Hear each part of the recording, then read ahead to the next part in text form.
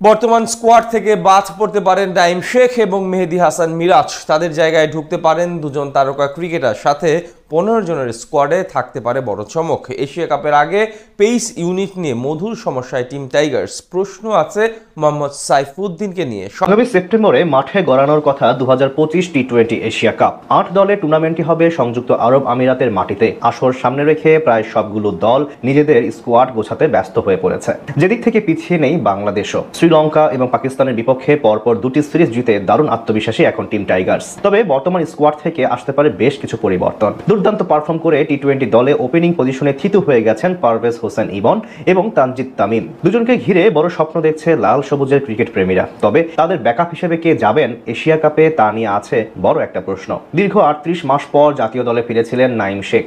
ঘরোয়া লিগে দুর্দান্ত পারফরমেন্স করলেও ন্যাশনাল জার্সিতে 3 ম্যাচেই ব্যর্থ ছিলেন তিনি। তাই এশিয়া কাপের আগে বাদ পড়ার সংখ্যায় রয়েছেন বামহাতি এই ওপেনার। তার মতোই প্রশ্ন আছে ওয়ানডে কাপ্তান মেহেদী হাসান মিরাজকে নিয়েও। বাকি দুই ফরম্যাটে ধারাবাহিক হলেও টি-20 ক্রিকেটে মানানসই ব্যাটিং করতে পারেননি মিরাজ। পাশাপাশি বল হাতে দিতে পারেননি আস্থার প্রতিদান। তাই এশিয়া কাপের পূর্বে মিডল অর্ডারের বিবেচনা থেকে বাদ পড়তে পারে তার নাম। ওপেনিং পজিশন থেকে নাঈম শেখ বাদ পড়লে আবারও সৌম্য সরকারকে ফেরানোর সম্ভাবনা রয়েছে। গত গ্লোবাল সুপার লিগে মোটামুটি উজ্জ্বল ছিলেন এই ব্যাটার। 3 নম্বর পজিশনের জন্য থাকবেন অধিনায়ক লিটন কুমার দাস। প্রথমবারের মতো কোনো বহুজাতিক টুর্নামেন্টে বাংলাদেশ দলকে নেতৃত্ব দিবেন তিনি। এদিকে স্কোয়াড নির্বাচনের সবচেয়ে বড় সমস্যায় পড়তে পারে মিডল অর্ডার নিয়ে। বর্তমান স্কোয়াডে থাকা সদস্যদের মধ্যে একমাত্র তাওহিদ হৃদয় স্বীকৃত মিডল অর্ডার ব্যাটসম্যান। তাই আপাতত তার সঙ্গে নুরুল হাসান সোহান অথবা তরুণ মাহিদুল ইসলাম অঙ্কন হতে পারেন একমাত্র সঠিক সমাধান। গত বিপিএল ও ডিপিএল এ ব্যাট হাতে বেশ উজ্জ্বল ছিলেন এই দুজন। তাই মিরাজের জায়গায় 5 বা 6 নম্বরে তাদের দুজনের একজন ডাক পেতে পারেন এশিয়া কাপের স্কোয়াডে। এছাড়া ফিনিশার হিসেবে দলের সঙ্গী হতে পারেন জাকের আলী অনিক এবং শামীম হোসেন পাটোয়ারি। সব দিক বিবেচনা করলে বর্তমানে জাতীয় দলের সবচেয়ে ধারাবাহিক ব্যাটার এই দুইজন। তাই টুর্নামেন্টে বড় দায়িত্ব সামলাতে হবে তাদেরকেই। স্পিন বিভাগে সবচেয়ে বড় নাম হবেন সহ অধিনায়ক শেখ মাহাদী হাসান। তার সাথে থাকতে পারেন রিশাদ হোসেন এবং নাসুম আহমেদ। বলা চলে এক বৈচিত্র্যময় স্পিন ডিপার্টমেন্ট নিয়ে আরব আমিরাতে যাবে বাংলাদেশ। পেস ইউনিট নিয়ে মধুর সমস্যায় আছেন নির্বাচকরাও। শেষ 2 সিরিজে দারুণ পারফরমেন্স করছেন শরীফুল ইসলাম, মুস্তাফিজুর রহমান ও তানজিম হাসান সাকিব। তাদের সঙ্গী হিসেবে আলোচনায় আছেন মোহাম্মদ সাইফুদ্দিনের নামও। তার পাশাপাশি সম্ভাবনা আছে তাসকিন আহমেদেরও। তবে ব্যাটিং অর্ডার থেকে একজন কমিয়ে দুজনকেই সুযোগ দেওয়ার পক্ষে অনেক বিশ্লেষকরা। শ্রীলঙ্কা এবং পাকিস্তানের বিপক্ষে পরপর 2টি সিরিজ জিতে দারুণ আত্মবিশ্বাসী এখন টিম টাইগার্স। আইপিএল ম্যানেজ করেছে 13 বছর, এক যুগেরও বেশি সময় ধরে।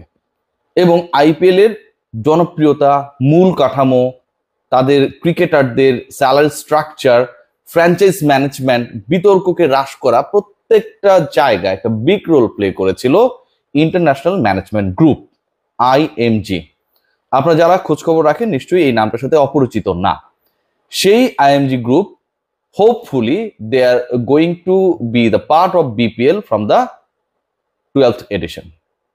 Seriously, it's not a joke. IMG group কে নিয়ে বিশাল আলোচনা চলছে এবং যারা বিপিএল ম্যানেজ করার জন্য আগ্রহী ইন্টারন্যাশনাল যে কনসোর্টিয়ামগুলো রয়েছে বা গ্রুপগুলো রয়েছে, প্রতিষ্ঠানগুলো রয়েছে, তারা তাদের আগ্রহ প্রকাশ করেছে।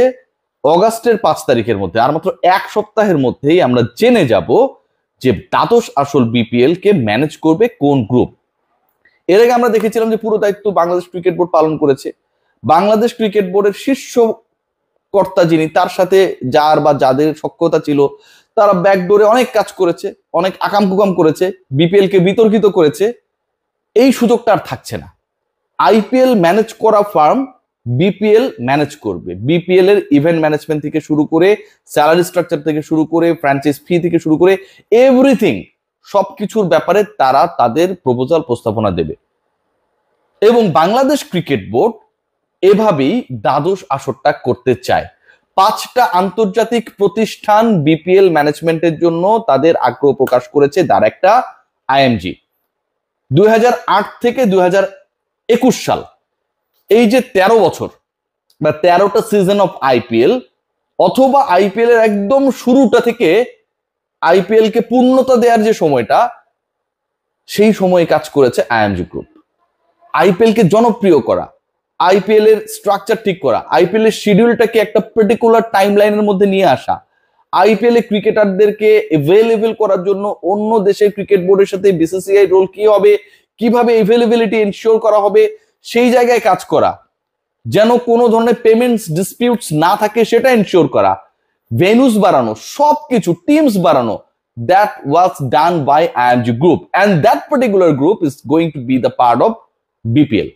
5টা ইন্টারন্যাশনাল প্রতিষ্ঠান আপনারা সবাই জানেন, একটু আগে আমি যেটা বলছিলাম, আগ্রহ প্রকাশ করেছে।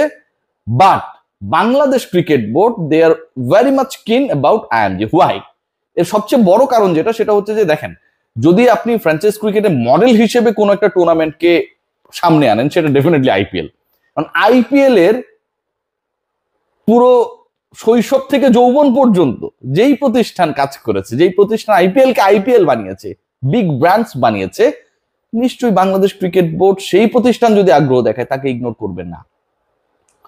দল 5টার কথা বলেছিলাম যে ইন্টারন্যাশনাল বিনিয়োগ যদি এখানটা থাকে, ইনভেস্টমেন্ট যদি এখানটায় থাকে, দল সংখ্যা একটা বাড়তে পারে। আপনাদের গতকাল আমি জানিয়েছিলাম না, আইএমজি যদি ফাইনাল হয়, যেহেতু এরকম মেগা ফ্র্যাঞ্চাইজ আসরগুলো বিভিন্ন দেশে তারা আয়োজন করে এবং সেই এক্সপেরিমেন্টটা করতে গিয়ে তারা প্রতিবারই সফল হয়েছে, বাংলাদেশ ক্রিকেট বোর্ডের আপকামিং বিপিএল এ, যেটার ডেডলাইন ডিসেম্বরের ফার্স্ট উইক থেকে ম্যাক্সিমাম জানুয়ারি 15 তারিখের মধ্যে, ইলেকশন যদি ফেব্রুয়ারিতে হয়, জানুয়ারি 15 তারিখের মধ্যে বিপিএল শেষ হয়ে যাবে।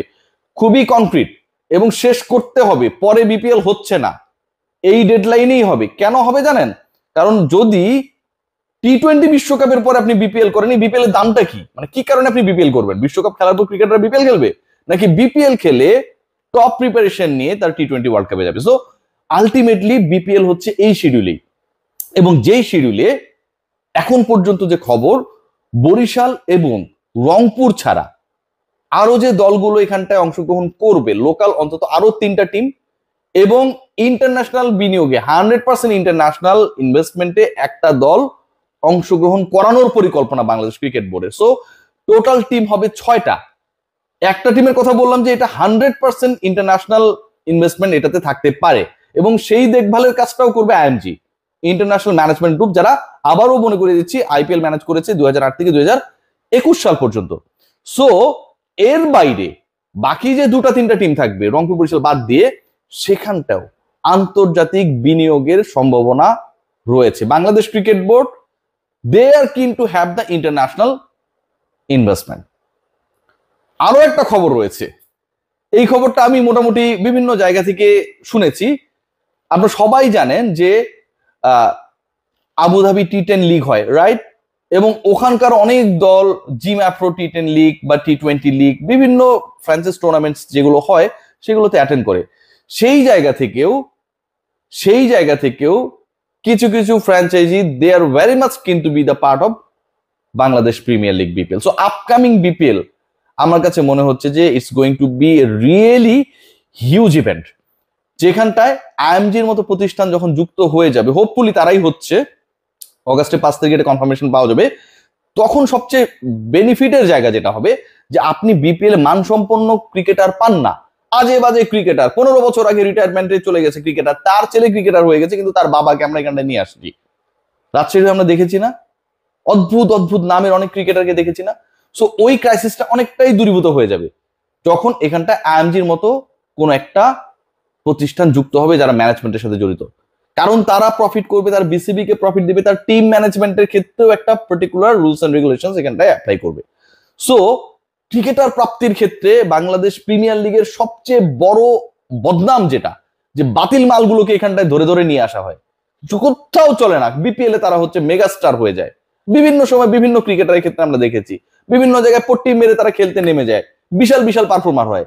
সো ওই টাইপের ক্রিকেটারদের যেন বিপিএল এ দেখা না যায়, বাজে ফ্র্যাঞ্চাইজিস যারা ডিফল্টার টাইপের, বড় বড় কথা বলে কিন্তু বিসিবি কে টাকা দেয় না, ক্রিকেটারদের টাকা বকেয়া রাখে, এটা ওটা করে, হোটেল ভাড়া দেয় না, অনেকে আছে না, এই রকম ফালতু টাইপের যে প্রতিষ্ঠানগুলো বিভিন্ন সময় বাংলাদেশ ক্রিকেট বোর্ডের ইমেজ নষ্ট করেছে, তাদের যেন দৌরাত্ম না থাকে, এখানটায় যেন একটা স্ট্রাকচার হয়, সেই পথেই বাংলাদেশ প্রিমিয়ার লিগ যাচ্ছে।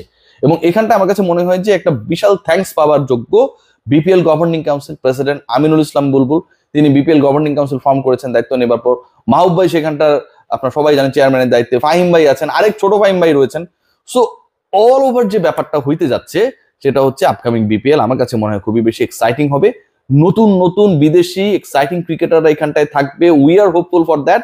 কারণ সবার ফোকাস থাকবে বিপিএল খেলে হইলেও, প্রপার প্রিপারেশন নিয়ে হইলেও বিশ্বকাপ টি20তে যাওয়া, আইএমজি যখন যুক্ত হবে ইন্টারন্যাশনাল বিনিয়োগ এখানটায় আসবে, ফ্র্যাঞ্চাইজিগুলোর সাথে টাকা পয়সা নিয়ে ক্রিকেটারদের যে একটা মানে বাজে সম্পর্ক তৈরি হয়, দূরত্ব তৈরি হয়, বিভেদ তৈরি হয়, বিসিবির সাথে যে সিচুয়েশনটা তৈরি হয় সেটা আর থাকবে না। মোস্ট ইম্পর্টেন্টলি বিপিএল হয়, কিন্তু ম্যাক্সিমাম ক্ষেত্রেই আমরা এখানটায় আইসিসির অ্যান্টি কারাপশন ইউনিটকে হায়ার করে আনি না। বাংলাদেশ প্রিমিয়ার লিগে এটা করা হয়নি, এবার সেই কাজটাও করা হচ্ছে। মাহবুব, বড় ফাহিম, ছোট ফাহিম, দে হ্যাভ ডিসাইডেড যে ইন্টারন্যাশনাল ক্রিকেট কাউন্সিল আইসিসির সরাসরি দুর্নীতি দমন ইউনিটের ইনভলভমেন্ট এবারের বিপিএল এ তারা এনশিওর করবেন from the beginning till the end. So I am very much hopeful, দেখা যাক শেষ পর্যন্ত কি হয়। সবাই ভালো থাকবেন।